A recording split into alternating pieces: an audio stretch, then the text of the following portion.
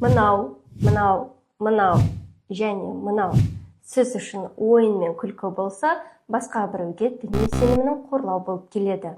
Қазағым айтқандай, ойыннан от шығады демекші, осындай мемдердің арқасында 402 мың теңгеге дейін әкімшілік айыппұл алынуға әбден мүмкін. Мәселен, әр азаматтың ар-ождан бостандығы Қазақстан Республикасының Конституциясымен қорғалған.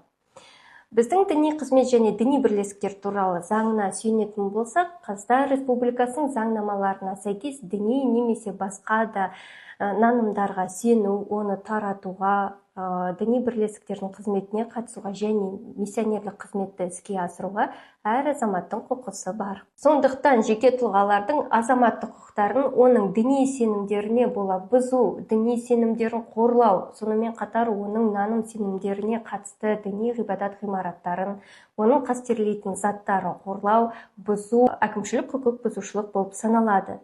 Және де оған жеке тұлғаларға 108 мың теңге айыппұл салынса, лауазымды тұлғалар үшін 432 мың теңге әкімшілік айыппұл салыну мүмкін. Сондықтан мұндай мемдерді жіберетін алдында ойланған абзал.